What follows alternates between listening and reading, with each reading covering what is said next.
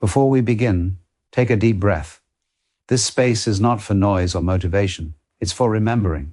For a few minutes, allow yourself to simply be here, not as a performer, not as a seeker, but as someone quietly trying to find what was lost in the rush of becoming. If these words touch something within you, let them linger.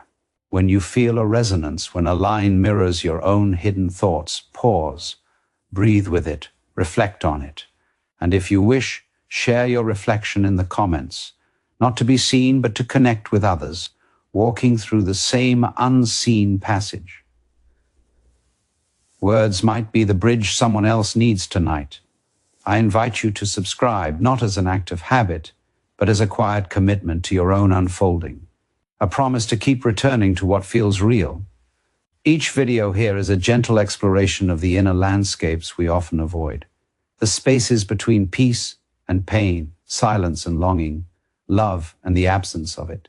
You and I, we are not here to escape loneliness. We are here to understand it, to see what it really wants to teach us. Because loneliness isn't just an absence, it's an invitation. It asks you to listen to yourself, to life, to the echo behind every unspoken word. So sit back, let the world fade for a moment. This is not a lecture. This is a conversation between your soul and your silence. Welcome to the truth behind your loneliness. Number 1, the invitation of silence. Have you ever noticed how the world feels heavier when you finally turn off the noise? When the endless scrolls, the notifications, the soft hum of distractions fade, and suddenly it's just you? That fragile stillness that remains isn't always peaceful. It's almost haunting. As if silence itself is watching you, waiting for something you can't name. This is where solitude begins. Not in temples or retreats, but in that quiet pause between your thoughts when you realize the external world has nothing left to give you. At first, solitude feels like a gentle refuge, a return, a soft whisper saying, "Rest here, you're safe now." You might light a candle, sip tea, read something slow, and for a while the world outside dissolves like mist. You feel calm, centered, whole. But soon something subtle shifts. The silence that once comforted you begins to turn its face. It's no longer a sanctuary. It's a mirror that reflects not the peace you expected, but the noise you've been running from. This is the first dark truth of spiritual solitude. Silence exposes what noise once concealed. Every fragment of you that you've hidden under movement, conversation, or busyness begins to surface. You start to hear the unedited sound of your mind. Old regrets, unfinished stories, people you lost but never grieved properly. The loneliness you thought you buried deep suddenly stands beside you, quiet but undeniable. And so you begin to wonder, maybe solitude isn't peaceful because you've never really met yourself in the absence of noise. Maybe the mind has become addicted to motion, not because it loves the world, but because it fears stillness. The truth is, we don't fear being alone. We fear being unmasked by aloneness. Silence has a way of peeling back every layer of identity until you face the self without decoration, without achievements, without roles, without people to mirror your worth back to you. Who are you when there's no one left to perform for? This is where most people turn back. They rush toward company, music, routine, anything to drown out the quiet honesty of solitude. But those who stay, those who dare to linger in the discomfort, begin to see something extraordinary. The silence is not your enemy. It is your teacher. It doesn't want to hurt you. It wants to show you the spaces within you that still ache, still wait to be seen, still whisper, "I'm not enough." As you sit longer, the silence changes shape again. It begins to soften, as if it recognizes your courage. The thoughts still come, but they don't sting the same way. The old pain still echoes, but now it sounds like a language you can finally understand. You realize solitude was never meant to isolate you. It was meant to reintroduce you to the parts of yourself you exiled while trying to belong to others. Because in truth, the loneliness you feel isn't from lack of people. It's from lack of presence, your own presence. Think about it. How many moments have you spent in the company of others, yet still felt unseen? How many times have you laughed while feeling empty inside?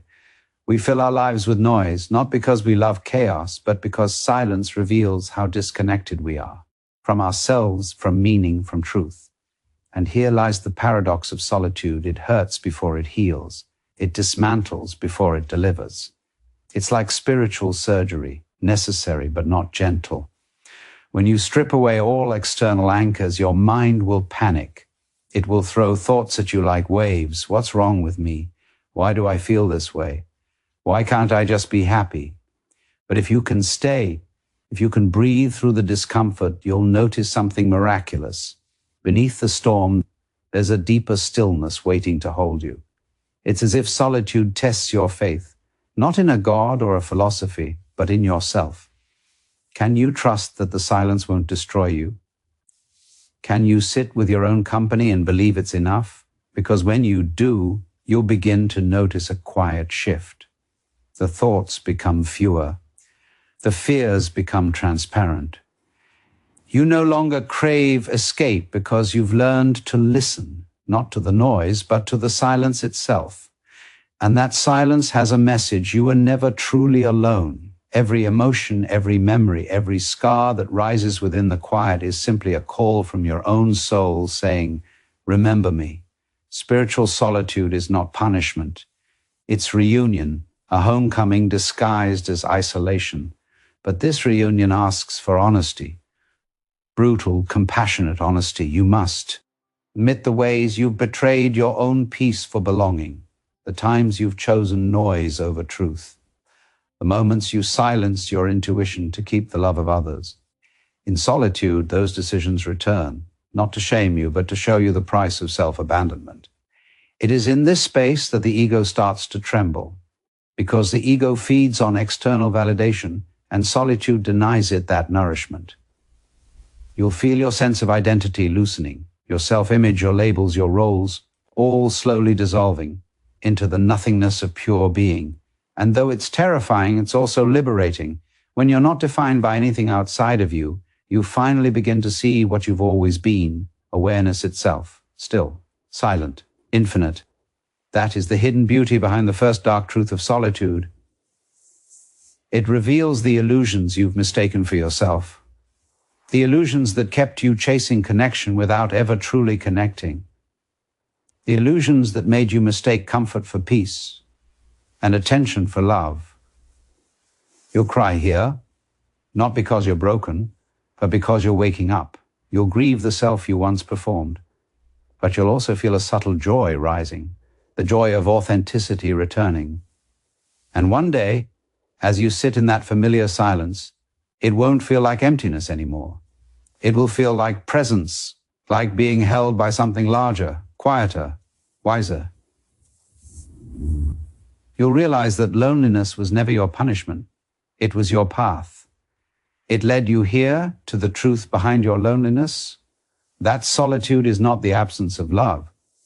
It's the rediscovery of it within you. Number 2, the collapse of identity. Comes a moment in solitude when the silence begins to do more than just quiet the noise. It starts to dismantle you, slowly, gently, but with unshakable intent. You can feel it, the edges of who you thought you were begin to blur. The version of you that once made sense, the one with titles, roles, opinions, and certainty, starts to feel like a fading story, written by someone you no longer recognize. At first, you resist. The mind panics, tries to hold on to the familiar structure of identity.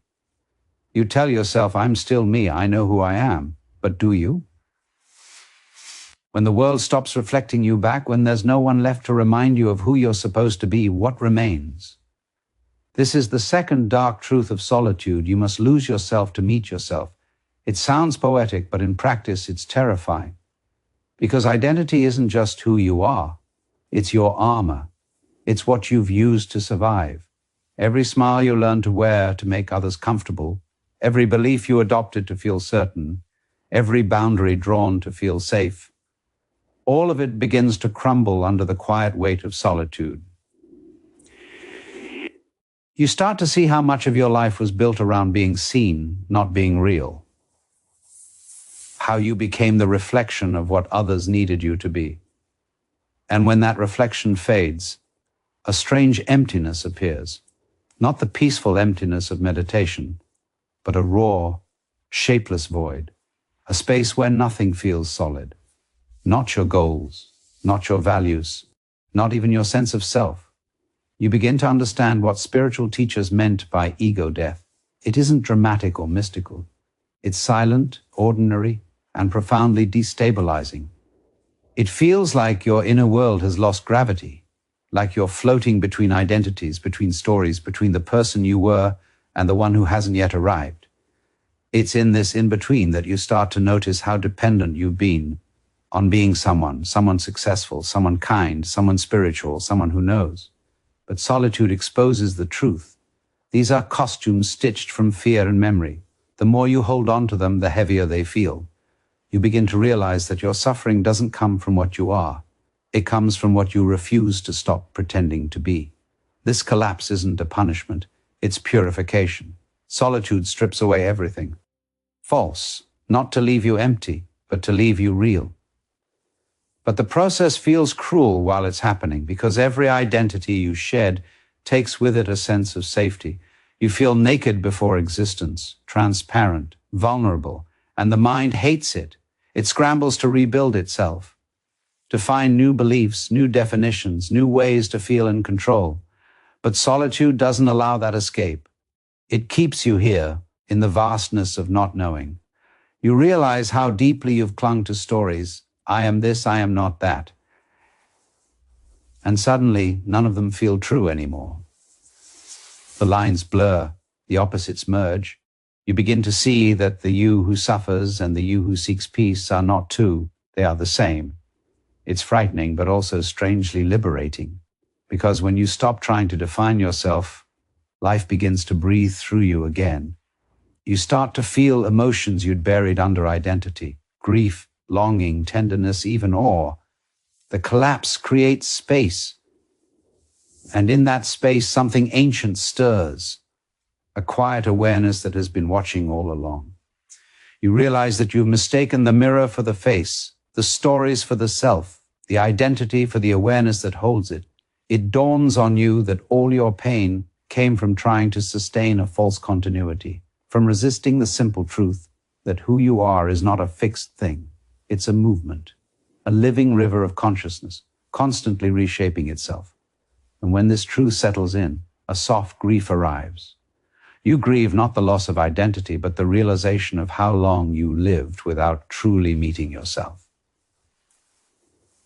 See how much energy went into maintaining illusions, pretending to be confident when you were unsure, pretending to be healed when you were only hiding your wounds in spiritual language.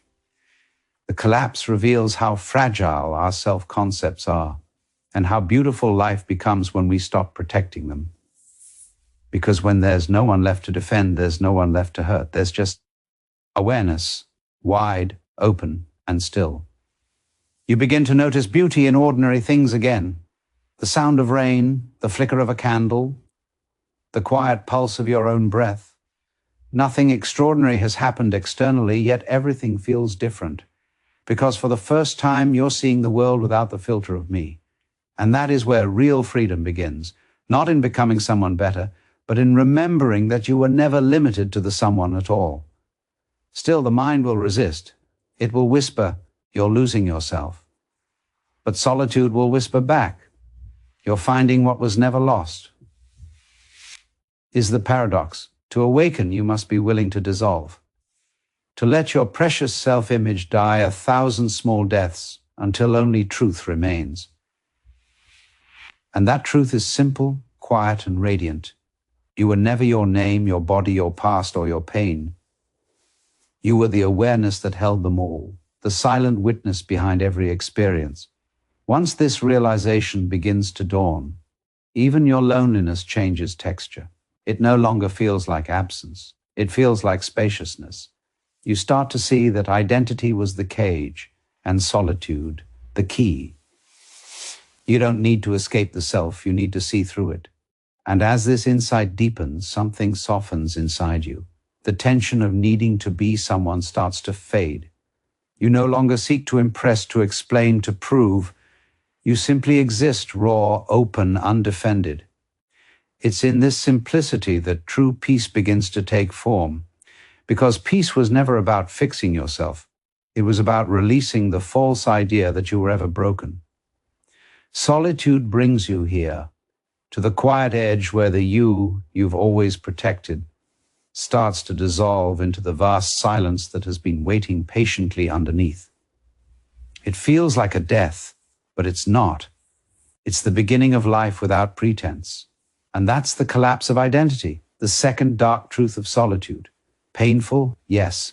Disorienting, absolutely. But beyond the ruin of who you thought you were, you find something untouchable, the awareness that never needed an identity to exist. That is what solitude returns to you, not a better version of yourself, but the eternal one that was never lost. Number 3, the shadow companion. When you stay in solitude long enough, you begin to notice that you are not alone in your aloneness. Something begins to move in the silence, not an external presence, but an inner echo. It's faint at first, like a shadow at the edge of candlelight. Then slowly, it steps forward. You recognize it immediately, though you've spent years pretending not to. It's the part of you you've exiled, the one you kept busy enough never to meet. It speaks without words, through sensations, through sudden heaviness, through tears that seem to fall without reason. It doesn't threaten you, but it doesn't comfort you either.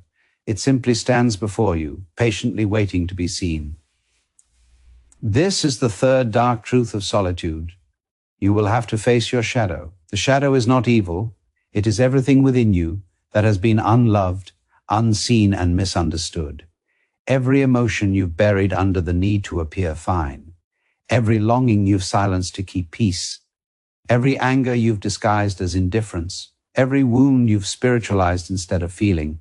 In solitude, these pieces come home, not as demons, but as orphans seeking warmth. And yet, when they first arrive, they look terrifying, because you meet them without the usual distractions, without escape routes of conversation, entertainment, or productivity. You meet them raw. There are nights when you will feel sadness so deep, it feels like the walls of your heart are collapsing. There are mornings when anxiety will sit beside you like an old friend who never left. You will think something is wrong, that maybe solitude has made you weaker. But the truth is the opposite. Solitude has made you transparent. What was always inside you can now be seen clearly. The shadow has always walked with you, only now you have the courage to turn toward it. Here's the part few will tell you. Your shadow will not disappear through rejection or denial. It softens only through recognition. It asks not to be fixed, but to be felt. It asks not for punishment, but for patience. As you begin to listen, you'll notice the shadow has a voice, quiet, trembling, honest. Tells you stories you've forgotten, of the child who was never truly comforted, of the moments you pretended to be strong while your heart was quietly breaking, of the love you gave that was never returned. You'll begin to realize that the pain you carry isn't a flaw, it's memory, emotional memory waiting to be integrated. Solitude doesn't summon the shadow to harm you. It calls it forth so you can stop running.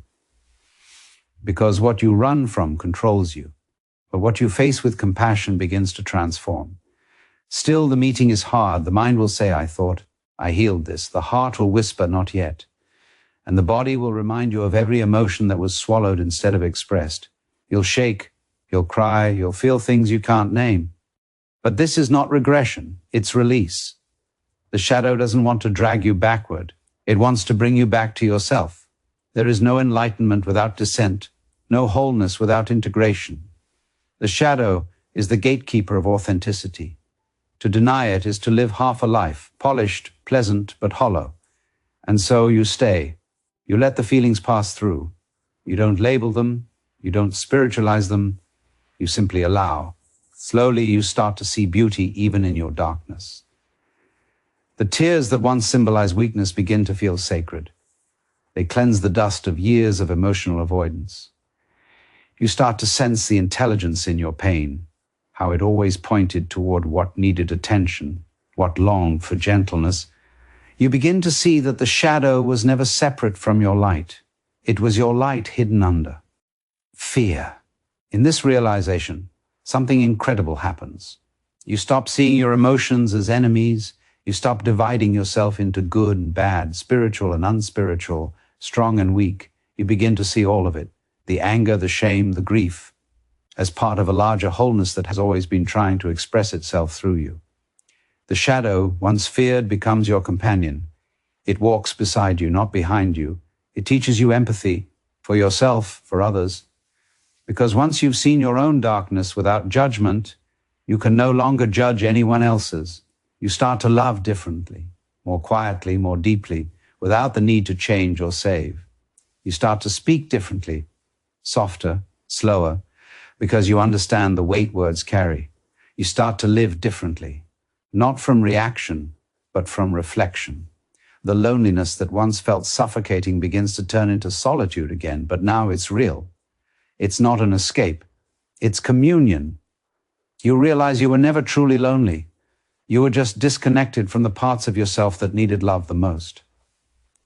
And so the third dark truth unfolds with tenderness. To know peace, you must first embrace the parts of you that don't know how to rest. To find light, you must walk through your own shadow. There's no shortcut, no mantra, no ritual, no affirmation can bypass this meeting. Because the shadow isn't something you heal once. It's something you befriend again and again, each time you forget who you are. But over time, the fear softens.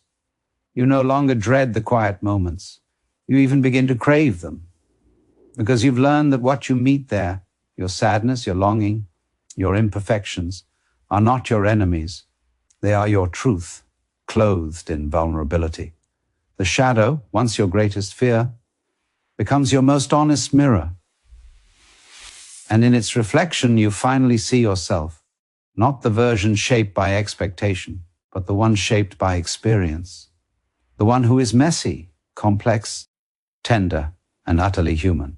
And when you can love that self, when you can sit with your own darkness without needing to escape, you will have touched something sacred, something that no one can give you or take away.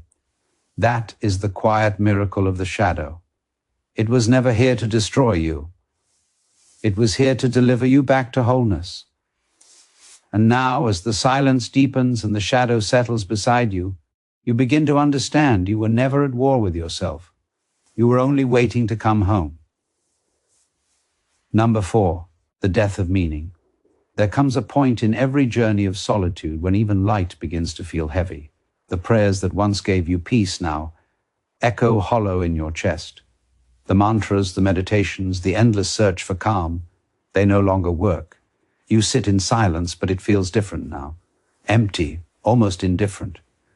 The words that once inspired you, surrender, awakening, love, they've lost their color, and you begin to wonder, what happens when even meaning dies? This is the fourth dark truth of solitude. The death of meaning is inevitable before true peace is born. For a while you may fight it. You'll search for a new philosophy, a new teacher, a new way to feel alive again. You'll scroll through spiritual content, hoping one phrase will reignite the spark. But nothing truly lands. The more you seek, the more you sense the futility in seeking. This is not failure, it is transformation in disguise, because what's dying here is not your faith, it's your dependence on it.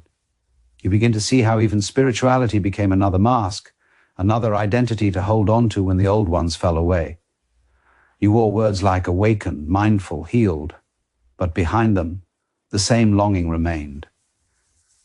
The longing to feel complete, to make sense of existence, to hold certainty in a universe made of mystery. And now solitude begins to strip even that away. It's disorienting to lose the meaning that once structured your life. You may feel as though you've fallen into a void. The things you used to care about, achievements, validation, belonging, no longer move you. Even the idea of self-improvement begins to sound like an echo of your old self, a quieter version of ambition. At first, it feels like death. And in a way it is. not of your body, but of the mind's need to define everything, to name, to grasp, to know. You sit in this void, restless, haunted by questions that have no answers. Who am I now? What's the point of all this silence? Why does everything feel meaningless? But slowly, if you can endure the emptiness without running, a subtle shift begins. The void you feared starts to feel strangely alive. You realize that meaning was never meant to be found. It was meant to be felt, and feeling cannot be forced. It arises naturally when the noise subsides. Meaning was never out there, not in the books, not in the practices, not even in the pursuit of awakening. Meaning lives in the simple, quiet awareness of being here, breathing, existing. It's only when all artificial meanings collapse that this deeper truth can surface. When the mind finally admits defeat, life itself begins to speak. You start to see beauty again, but differently this time. It's not the ecstatic beauty of new discovery. It's a silent, grounded beauty in the way sunlight touches the wall, in the rhythm of your breath, in the stillness between thoughts. You begin to sense that existence doesn't need to mean anything to be sacred. It simply is. That's when the paradox reveals itself. Meaning dies only to reveal the wonder of meaninglessness. The mind hates this. It thrives on definition, on direction, on purpose. But awareness, pure awareness, doesn't need any of that. Doesn't chase answers because it is the answer. In this stage, you may feel lost, but this lostness is holy. It's the undoing of the old architecture of meaning so that something wider can emerge, not belief, but being. You start to understand why so many mystics spoke of emptiness as fullness. Because when you stop demanding meaning from life, life begins to give itself to you fully. There's no agenda, no performance, no lesson to extract, just the raw, wordless intimacy of existence. But before that serenity arrives, there's a storm, the mind's desperate attempt to regain control. It will whisper things like, you're wasting your life, you've lost your spark, you should be doing something. And each time you'll feel the old anxiety rise, the need to fix, to explain, to do. But solitude will keep pulling you back into stillness, asking you to trust something beyond understanding. It will ask you to let go, not just of meaning, but of the need for meaning. That's the real surrender, to stand in the middle of the unknown and say, I don't know anymore, and that's okay. You'll find that when you stop demanding clarity, clarity starts to find you, not in the way the mind expects, not as answers, but as quiet knowing. You start to live moment to moment, responding from presence rather than planning from fear. You realize that spirituality was never about escaping the human condition. It was about seeing its divinity. Even in confusion, even in loss, even in the dull ache of emptiness, there is something sacred unfolding. You begin to feel peace again, but it's different now. It's not the peace of having everything figured out. It's the peace of no longer needing to. You start to smile at the irony of it all, that the death of meaning was never an ending, but a doorway into a deeper, quieter aliveness that has nothing to prove. Now, you no longer meditate to become calm. You sit in silence because it feels like home. You no longer seek wisdom. You listen because everything already speaks. You no longer chase enlightenment because you realize in your stillness you were never separate from it. In this stage, life becomes astonishingly simple. You wash dishes and it feels holy. You walk in the rain and it feels poetic. You breathe and it feels enough. Meaning hasn't returned. It's dissolved into being. You don't carry it anymore, it carries you. And that is the essence of this fourth dark truth. Everything you think gives your life meaning must first die for you to experience what meaning truly is. Not a thought, not a belief, but a presence, a quiet, living pulse behind every experience. When this understanding settles, you'll notice that the emptiness you feared is no longer empty. It's vast, spacious, alive. It doesn't promise answers, but it gives you something deeper, peace without reason. You'll understand that the death of meaning was never about losing purpose. It was about losing illusion. And what remains is not nothingness, but everything, undivided, untouched, unexplainable. It's here that the soul finally exhales. It doesn't need to understand life anymore. It trusts it. And in that trust, you'll find the quiet joy of being nothing, and therefore everything. Number 5, the birth of true peace. There comes a moment, subtle, quiet, unannounced, when the struggle stops. Not because you found all the answers, but because you no longer need them. Something inside you unclenches. The constant search, the endless questions, the ache of needing to know, it all softens into a gentle surrender. This is not the peace that arrives like fireworks. It doesn't shout or sing. It's the kind that hums softly beneath everything, steady and timeless. It's the peace that was always there, hidden beneath the noise of wanting, fearing, proving. After so much inner chaos, the silence now feels different. It's no longer heavy, it's alive. No longer lonely, it's full. You begin to see that solitude was never your enemy. It was the teacher you feared to face, the mirror that showed you what you truly are. You realize that all along, solitude wasn't about being alone, it was about being whole. The old self, the one obsessed with labels, opinions, and identities, fades like a ghost at dawn. In its place stands something unnameable. You can't call it you, yet it feels more like you than anything ever has. This is the 5th and final truth of spiritual solitude.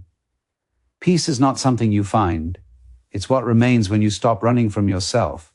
You've peeled away the noise, the meanings, the identities, and what's left is raw, quiet awareness. The same awareness that was there when you were a child before the world told you who you should be. The same awareness that has silently witnessed every joy, every heartbreak, every moment of your becoming. You begin to feel tenderness toward life again, not because it's perfect, but because you see its fragility, its fleeting beauty. The smallest things start to feel sacred. The sound of rain, the warmth of sunlight, the way your breath enters and leaves your chest. Each moment feels like an offering. You start to understand what the mystics meant when they said, before enlightenment, chop wood, carry water. After enlightenment, chop wood, carry water. Nothing externally changes, and yet everything does. You still wake up, make your coffee, go through the motions of an ordinary life. But now each action is infused with a quiet awareness. You're no longer chasing the next thing, you're here. There's no rush to arrive anywhere because you see that there is nowhere to arrive. Peace isn't a destination. It's the stillness between your steps. It's the invisible presence that holds you even when you don't notice it. You stop trying to heal all the time because you realize healing is not fixing what's broken. It's seeing that you were never broken to begin with. You stop trying to manifest a better life because you realize life itself is already the manifestation. You stop seeking love as a reward because you realize you are love, simply expressed in human form. This realization doesn't make you superior or detached. In fact, it humbles you. You see how deeply interconnected everything is. You can feel the pulse of the universe in every heartbeat, the vast silence behind every word, the eternal presence beneath every fleeting thought. You no longer look for peace in people or possessions or places, not because they're meaningless, but because you finally see their true place in the dance. They are expressions of the same life you've discovered within yourself. They come, they go, but the stillness remains. In solitude, you discovered your essence. Now you bring that essence back into the world. You can sit with others without losing yourself. You can love without clinging. You can give without emptiness. Because the cup that once felt hollow now overflows, not with excitement, but with quiet wholeness. There will still be storms, days when anxiety returns, when thoughts spiral, when loneliness whispers again. But now, you don't fight it. You don't see it as failure. You see it as weather, passing clouds across a vast sky that no longer fears the rain. This is true peace, not the absence of chaos, but the awareness that you are larger than it. You begin to sense that life was never asking you to figure it out. It was asking you to feel it, fully, honestly, without resistance. The pain, the love, the confusion, all of it was life speaking its language of transformation. You realized that every dark night was sacred, not punishment, but purification. Every silence was not emptiness, but space for truth to emerge. Every loss was not cruelty, but clearing. And in that recognition, a deep gratitude begins to bloom. Not gratitude as forced positivity, but a quiet, reverent thankfulness for simply being here, alive, breathing, conscious. You see now that solitude was not a curse, it was a teacher, dressed as silence. And through it you have found something the world cannot give and cannot take away, peace without reason. You don't need to announce this to anyone. You don't need to prove your awakening. You don't even need to talk about it. Because true peace is not loud. It doesn't crave attention. It's content simply to be. You look at the world now with softer eyes. You listen more than you speak. You judge less, understand more. You move through life gently, not because you become fragile, but because you become aware of how precious everything truly is. You no longer seek meaning. You create it moment by moment, simply by being present. And that presence becomes your gift to the world. In this final stage of solitude, you begin to live not as a seeker, but as an expression of peace itself. You've become the stillness you were once searching for. You've become the calm beneath your own chaos. You've become the home you thought you had lost. And that, perhaps, was the truth behind your loneliness all along. You were never meant to find peace outside of yourself. You were meant to remember. It was always here, waiting for your silence to return. Now every breath is prayer. Every heartbeat is meditation. Every moment sacred. The journey through darkness ends not in light, but in transparency, where light and darkness no longer matter, because you've seen beyond them both. You've seen the eternal watcher behind all experience, the awareness that never began and will never end. And in that knowing, peace is not something you have, it's something you are. So sit quietly for a moment, wherever you are. Feel the air on your skin. Listen to the silence beneath the sounds. Let your chest rise and fall without effort. That, right there, is it. The peace you were searching for, hiding in the simplest act of being. It was never out there. It was never lost. It was always you.